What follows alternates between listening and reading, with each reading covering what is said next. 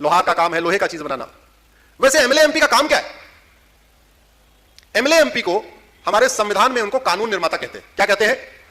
Law maker.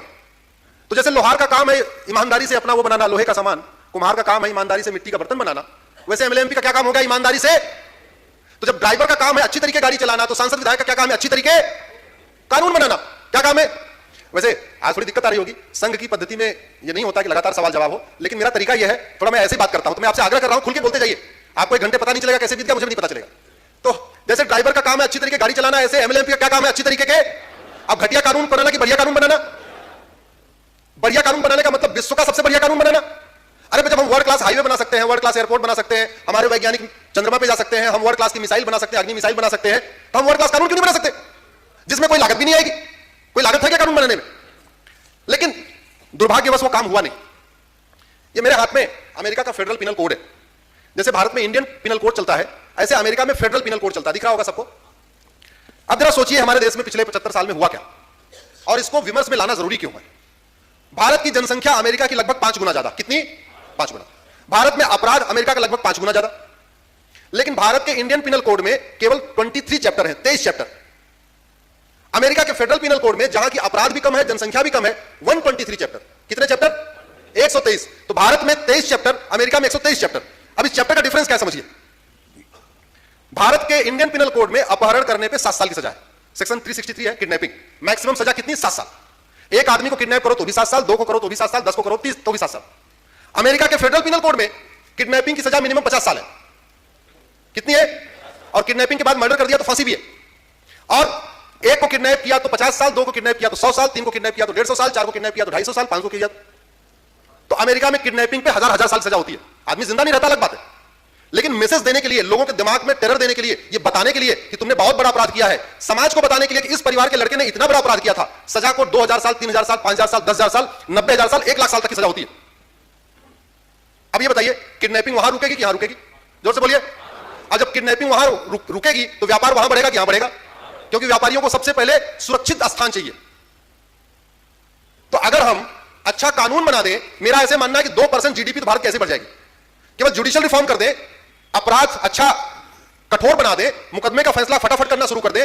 पता चला cheque bounce का केस 10 साल चल रहा है, जितने का चेक बाउंस नहीं हुआ उससे ज्यादा वकील की फीस चली गई, तो जीडीपी बढ़ेगी कि नहीं बढ़ेगी? मैं आपको 2-3 एग्जांपल देता हूं। वैसे आप लोग सब लोग यहां हैं, आप कभी गूगल करिएगा longest sentences in the world, एक विकिपीडिया पे लिंक है। मैं आपको 2-3 एग्जांपल देता हूं। एक अब्दुल्ला बरगोटी था, उसने इजराइल में बम धमाका किया। उस बम धमाके में 66 लोग मारे गए थे, 66। उसको 67 आजीवन कारावास और 5200 साल की सजा हुई। अब 66 लोगों को मारा, इसलिए 1 प्लस करके 67 तो आजीवन कारावास दिया, बाकी उसके पास अवैध बम था, फला था, उसकी 5200 साल।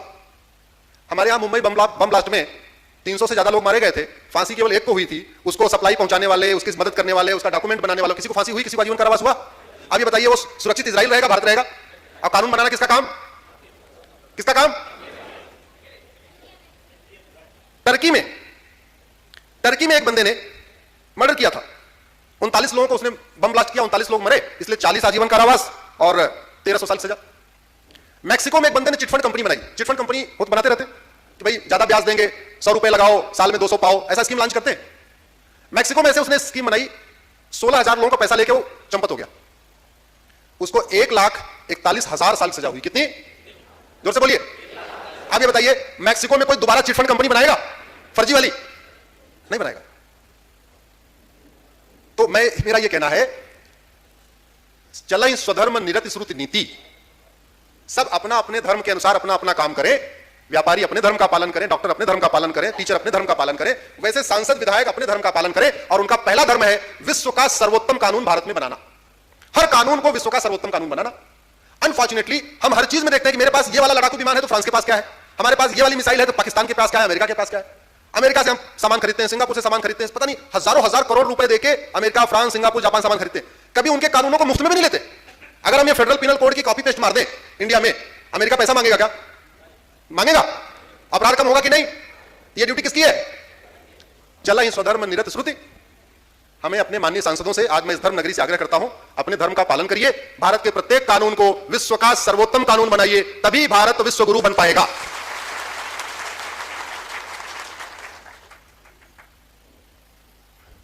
भारत में रामराज्य स्थापित करने के लिए सबसे पहली जो, मैं उस लाइन को बेसिकली एक ही लाइन पर बात रखूंगा, चला ही स्वधर्म निरस्त नीति, उससे ज्यादा जाएंगे तो समय पूरा हो जाएगा।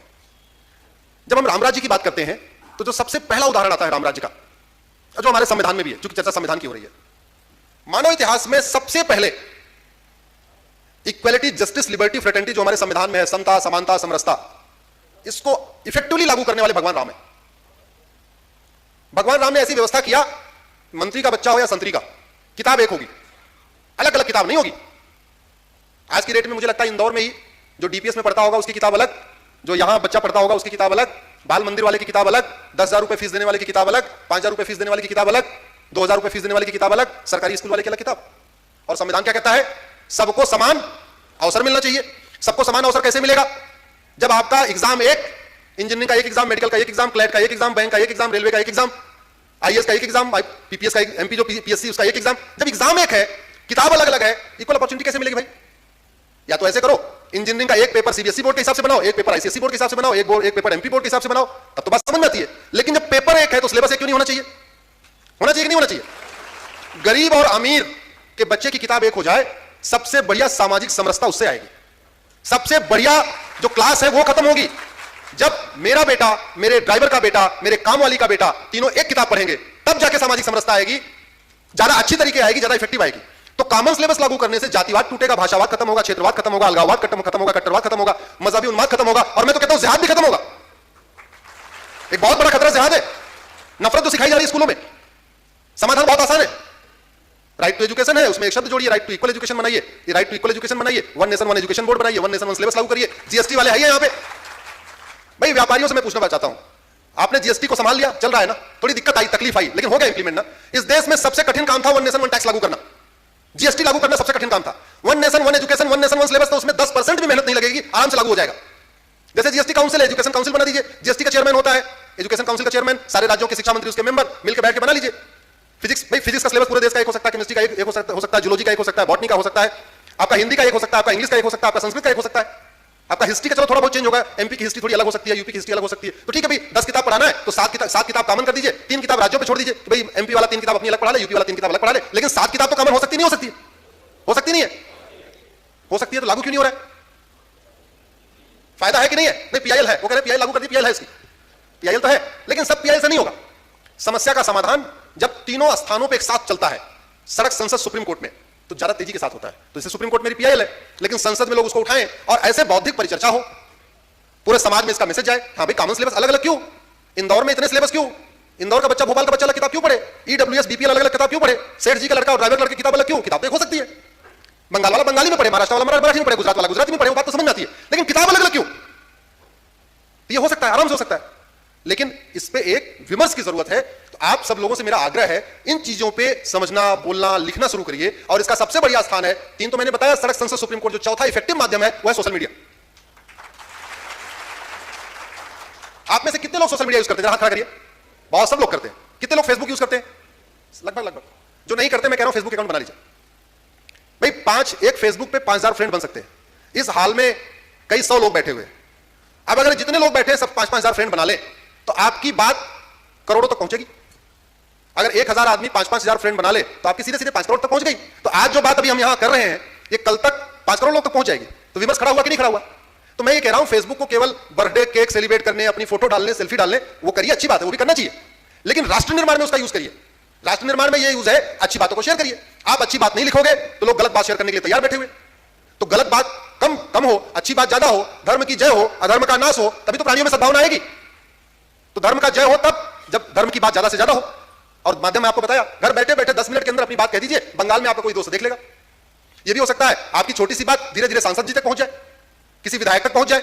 आपकी छोटी सी बात, आपका छोटा सा पोस्ट सांसद जी को अच्छा लग जाए, हो सकता है वो संसद में उठा दे। आपका छोटा सा एफर्ट, इंदौर में घर में बैठे बैठे छोटा सा एफर्ट, हो सकता है संसद तक पहुंच जाए, भोपाल के विधानसभा तक पहुंच जाए। हो सकता है हमें अच्छी लगे तो मैं उसमें सुप्रीम कोर्ट में पीआईएल भी कर दूं। इतना काम हो सकता है।